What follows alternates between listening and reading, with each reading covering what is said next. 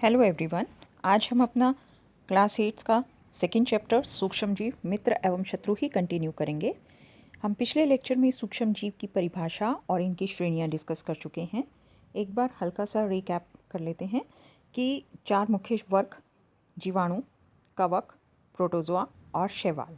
एक 5वां वर्ग है विषाणु या वायरस। हैं वो सूक्ष्म जीव, लेकिन 4 मुख्य वर्गों में नहीं रखे जाते क्योंकि विषाणु सजीव और निर्जीव के बीच के कनेक्टिंग लिंक है। मतलब ये दोनों के ही गुण दर्शाते हैं, इसलिए इनको एक अलग श्रेणी में रखा जाता है, 4 मुख्य श्रेणियों में नहीं रखा जाता। अब बात करते हैं सूक्ष्म जीवों का हमारे जीवन में क्या रोल है। ये हमारे लिए लाभदायक भी हैं और हानिकारक भी हैं। हालांकि अवधारणा ऐसी बन चुकी है कि जैसे ही सूक्ष्म जीव नाम लेते हैं तो हमें ऐसा लगने लगता है कि अब हमारे चारों ओर शायद रोग ही फैलेंगे या हमारा सामान खराब होगा, खाद्य सामग्री खराब हो जाएगी। ये सच है कि सूक्ष्म जीव हमारी चमड़े की वस्तुएं खराब करते हैं, खाद्य सामग्री खराब करते हैं, रोग फैलाते हैं। लेकिन वहीं ये बात भी सच है कि सूक्ष्म जीव हमारे लिए बहुत उपयोगी हैं। हमारे खाद्य पदार्थ बनाने में ही इनका उपयोग किया जाता है। तो आज के इस लेक्चर में हम ये सभी बातें डिस्कस करेंगे। ये देखिए, आपकी स्क्रीन पर जीवाणुओं के 2 चित्र दिखाए गए हैं। आपकी एनसीईआरटी की बुक में स्पाइरल जीवाणु और क्षारनुमा जीवाणु ये दोनों ही चित्र दिए गए हैं। इसके बाद हमारे जो टॉपिक है वो है मित्रवत सूक्ष्म जीव, यानी सूक्ष्म जीवों का उपयोग हम अपने किन कार्यों में अपने लाभ के लिए करते हैं, उसके बारे में डिस्कस किया जा रहा है। तो सूक्ष्म जीवों का उपयोग हम अपने लाभ के लिए किन कामों में करते हैं, वो हैं इनका उपयोग करके दही, ब्रेड, केक इत्यादि बनाने का काम किया जाता है। और प्राचीन काल से ही सूक्ष्म जीवों का उपयोग अल्कोहल बनाने के लिए भी किया जाता रहा है। इसके साथ साथ सूक्ष्म जीव हमारे पर्यावरण को सुरक्षित रखने का कार्य करते हैं, पर्यावरण को स्वच्छ रखने का कार्य करते हैं। पर्यावरण को स्वच्छ कैसे? जितने भी कार्बनिक अपशिष्ट पदार्थ हैं, मतलब सूखे पत्ते, सब्जियों के छिलके, जंतु अवशेष, विष्ठा इत्यादि, इन सभी को सूक्ष्म जीव अपघटित कर देते हैं। अपघटित का अर्थ कि उन्हें सरल अवयवों में बदलकर हानि रहित पदार्थों में बदल देते हैं। और इसी पदार्थ को हानि रहित तो क्या, बल्कि ये ह्यूमस की मात्रा बढ़ाते हैं मिट्टी में। और जितने भी ये हमारे कार्बनिक पदार्थ हैं, सब्जियों के छिलके, पेड़ों के सूखे पत्ते और अन्य जैविक अपशिष्ट, इन सब को अपघटित करके ये खाद में बदल देते हैं, जो हमारी मृदा की उर्वरता बढ़ाते हैं। और इस काम के साथ साथ सूक्ष्म जीव एक और बहुत इम्पॉर्टेंट काम करते हैं, वो है नाइट्रोजन स्थिरीकरण का। नाइट्रोजन पौधों के लिए एक आवश्यक पोषक तत्व है, जिसे वो सीधे सीधे पर्यावरण से नहीं ले सकते। तो कुछ सूक्ष्म जीव जैसे कि राइजोबियम, एज़ोटोबैक्टर जीवाणु और नील हरित शैवाल, ये सब नाइट्रोजन का स्थिरीकरण करके पौधों को उपलब्ध करवाते हैं। तो उस मृदा में भी नाइट्रोजन की कमी नहीं होती और पौधों को भी उचित मात्रा में नाइट्रोजन मिल जाता है। इसके बारे में हम बाद में डिस्कस करेंगे। इसके साथ साथ इनका एक और मुख्य उपयोग है औषधि उत्पादन, मतलब दवाइयों में इनका प्रयोग किया जाता है। तो इन सभी चीज़ों को अब हम डिस्कस करते हैं। अब सबसे पहला उपयोग है दही और ब्रेड का बनाना।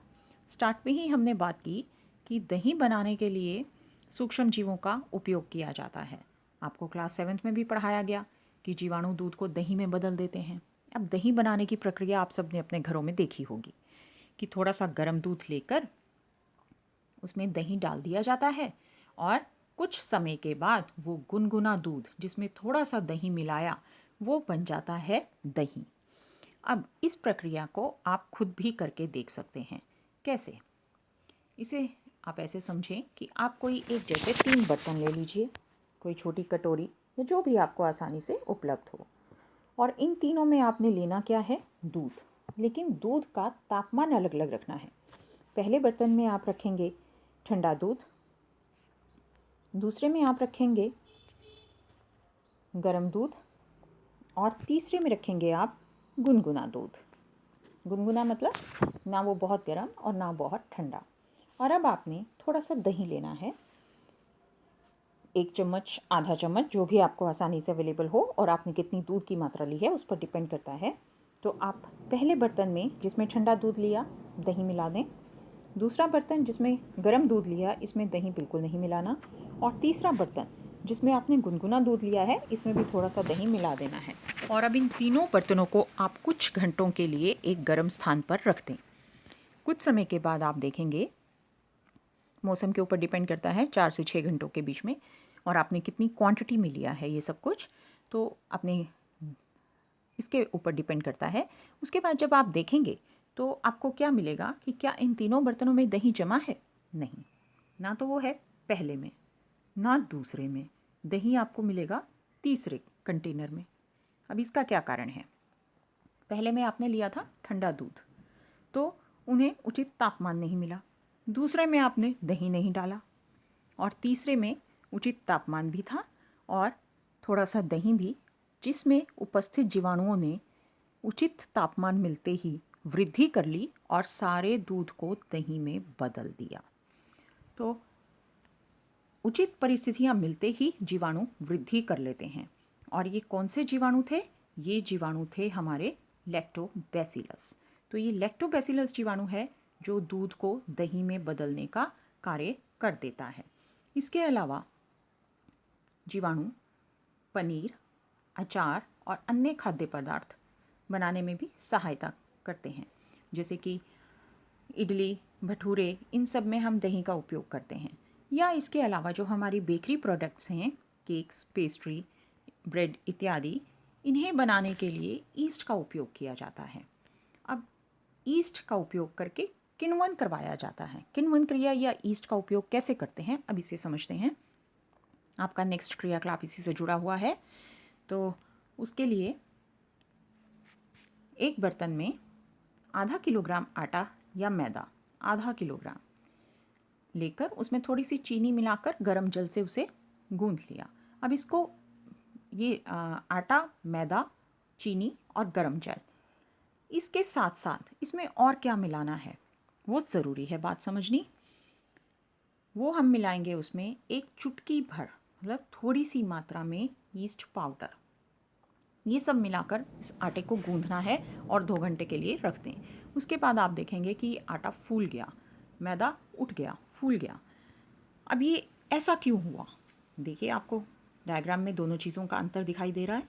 ये ईस्ट पाउडर के साथ जब हमने आटा तैयार किया और उसके बाद ये कुछ समय रखने के बाद जब वो आटा फूल गया, तो ये इसका आयतन बढ़ गया, आटा फूल गया।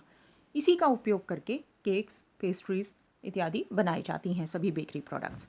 तो ये ऐसे आटा फूला क्यों? इसका कारण ये है कि जो आटा गूंथते समय ईस्ट उपयोग किया गया था, एक चुटकी भर ईस्ट मिलाया गया था, उन जीवों ने तीव्र गति से जनन करके जो श्वसन क्रिया की, उससे कार्बन डाइऑक्साइड गैस रिलीज हुई, और उसी कार्बन डाइऑक्साइड गैस के बुलबुलों के कारण इस आटे का, मैदे का आयतन बढ़ जाता है, और इसी का उपयोग करके ब्रेड, पेस्ट्री, केक इत्यादि पदार्थ बनाए जाते हैं। तो इस प्रक्रिया से हम सूक्ष्म जीवों का उपयोग करके अपनी विभिन्न खाद्य सामग्रियां बनाते हैं। अब सूक्ष्म जीवों का उपयोग वाणिज्यिक स्तर पर भी किया जाता है, मतलब व्यापारिक स्तर पर। तो व्यापारिक स्तर पर अल्कोहल, शराब, एसिटिक एसिड मतलब सिरका, जिसका उपयोग आप फास्ट फूड में भी करते हैं और घर में भी विभिन्न खाद्य सामग्रियों में किया जाता है। तो इन सब को बनाने के लिए भी सूक्ष्म जीवों की ही सहायता ली जाती है। इसके साथ साथ हमारे कुछ खाद्य पदार्थ हैं, जैसे कि जौ, गेहूँ, चावल, फलों के रस, इनमें प्राकृतिक शर्करा है। इस प्राकृतिक शर्करा को अल्कोहल और शराब में बदला जाता है व्यापारिक स्तर पर। मतलब इन पदार्थों की प्राकृतिक शर्करा को अल्कोहल और शराब में बदलने के लिए भी हम यीस्ट का उपयोग करते हैं। तो और इस प्रक्रिया को कहते हैं किण्वन। अब इसके बारे में थोड़ा सा और डिस्कस कर लेते हैं। क्रियाकलाप भी आपको दे रखा है कि ईस्ट पाउडर को आप कैसे प्रयोग करेंगे। और जब भी ये किण्वन क्रिया होती है, एक बड़ी तीखी गंध आती है। वो तीखी गंध आती है अल्कोहल के उत्पादन के कारण। आपको जैसे अभी बताया कि जौ, चावल, गेहूँ, इन सब पदार्थों में प्राकृतिक शर्करा होती है, और जिस जौ या अन्य पदार्थों का उपयोग करके अल्कोहल या शराब का उत्पादन किया जाता है, तो उस समय जो तीखी गंध आती है वो किण्वन क्रिया के कारण है। किण्वन क्रिया यानी फर्मेंटेशन। इसकी खोज की थी लुई पास्चर ने सन 1857 में। तो किण्वन क्रिया क्या है? चीनी के अल्कोहल में परिवर्तन की क्रिया को किण्वन या फर्मेंटेशन कहते हैं। यहाँ से आप ये परिभाषा याद कर लीजिए, किण्वन या फर्मेंटेशन की। और किण्वन की खोज किसने की? लुई पास्चर ने की, सन 1857 में की। तो यहाँ तक हो गया हमारा किण्वन क्रिया का। किण्वन क्रिया के उपयोग से हमारे विविध वाणिज्यिक उपयोगों में इसका प्रयोग किया जाता है। अब आते हैं सूक्ष्म जीवों के औषधीय उपयोग के बारे में। देखिए, जब बीमार होते हैं तो डॉक्टर हमें परिस्थितियों को देखते हुए कई बार पेनिसिलिन के इंजेक्शन दिए जाते हैं या कुछ दवाइयाँ दी जाती हैं जो हमारे इन्फेक्शंस को दूर करती हैं। अब ये सारी दवाइयाँ क्या हैं? असल में जो रोग हमें बैक्टीरिया से होते हैं, उन रोगों को कंट्रोल करने के लिए हमें प्रतिजैविक दवाएं दी जाती हैं। प्रतिजैविक या एंटीबायोटिक दवाएं दी जाती हैं। इन दवाओं का उपयोग विषाणुओं के ऊपर नहीं किया जाता। जो रोग हमें सूक्ष्म जीवों में बैक्टीरिया से हो रहे हैं, उनके ऊपर इनका उपयोग किया जाता है। आइए थोड़ा और विस्तार से समझ लें कि प्रतिजैविक दवाएं क्या हैं। सबसे पहली बात कि प्रतिजैविक दवाएं क्या हैं। प्रतिजैविक दवाएं वे दवाएं हैं जो बीमारी करने वाले सूक्ष्म जीवों को नष्ट करती हैं और उनकी वृद्धि को रोक देती हैं। इन दवाओं को मुख्य रूप से जीवाणु और कवक, प्रतिजैविक दवाएं, एंटीबायोटिक दवाएं, जीवाणु और कवक से अनेक प्रतिजैविक औषधियों का उत्पादन किया जा रहा है। ये कौन कौन सी औषधियाँ हैं? प्रतिजैविक औषधियाँ या हमारी एंटीबायोटिक दवाएं? स्ट्रेप्टोमाइसिन, टेट्रासाइक्लिन, एरिथ्रोमाइसिन और पेनिसिलिन। यहाँ आपको एक बात बता दूँ कि इनका उत्पादन हो रहा है कवक और जीवाणुओं से। और हमारी सबसे पहली जो प्रतिजैविक दवा थी वो थी पेनिसिलिन। पेनिसिलिन की खोज की डॉक्टर अलेक्जेंडर फ्लेमिंग ने। डॉक्टर अलेक्जेंडर फ्लेमिंग ने पेनिसिलिन नामक दवा की खोज की, सबसे पहली प्रतिजैविक दवा। इसकी खोज कैसे हुई? ये एक्चुअली डॉक्टर अलेक्जेंडर फ्लेमिंग अपने कुछ प्रयोग कर रहे थे। तो उन प्रयोगों में जो भी कल्चर वो कर रहे थे, उन प्रयोगों के समय उन्होंने देखा कि कुछ फफूंद के छोटे छोटे बीजाणु हैं। और उन्होंने अपने प्रयोग करते समय ये पाया एक दिन कि जो जीवाणुओं की वृद्धि हो रही है, ये उसे ख़त्म कर रहे हैं। जीवाणु फफूंद द्वारा मारे जा रहे हैं। और उस फफूंद के ऊपर ही उन्होंने फिर ज़्यादा रिसर्च की और उस फफूंद का नाम था पेनिसिलियम। और पेनिसिलियम से उन्होंने दवा बनाई पेनिसिलिन। तो हमारी पहली प्रतिजैविक दवा है पेनिसिलिन, जिसकी खोज की डॉक्टर अलेक्जेंडर फ्लेमिंग ने। और इसके बाद हमारी बाकी प्रतिजैविक दवाएं बनाई गई, जिसमें मुख्य रूप से हैं स्ट्रेप्टोमाइसिन, टेट्रासाइक्लिन और एरिथ्रोमाइसिन। तो ये वो प्रतिजैविक दवाएं हैं जो सूक्ष्म जीवों द्वारा ही उत्पन्न होती हैं और सूक्ष्म जीवों के लिए ही घातक होती हैं। तो अधिकतर कवक और जीवाणुओं से ही प्रतिजैविक दवाओं का उत्पादन किया जाता है। प्रतिजैविक दवाएं हमारे लिए बहुत उपयोगी हैं, लेकिन इनके प्रयोग में हमें कुछ सावधानी बरतनी चाहिए। प्रतिजैविक दवाओं का उपयोग हमें कभी भी डॉक्टर की सलाह के बिना नहीं करना चाहिए। डॉक्टर की सलाह पर ही प्रतिजैविक दवाएं लें और इनका कोर्स पूरा करें। ऐसा नहीं है कि डॉक्टर ने 5 दिन के लिए दवा दी और हम 2 दिन में ठीक हो गए तो उसके बाद बाकी दवाएं ना लें। ऐसा करने से हमारे शरीर के प्रतिरक्षा तंत्र पर विपरीत प्रभाव पड़ता है और नेक्स्ट टाइम जब हम ये दवाएं इस्तेमाल करते हैं तो वो उतना प्रभाव नहीं दिखा पाती।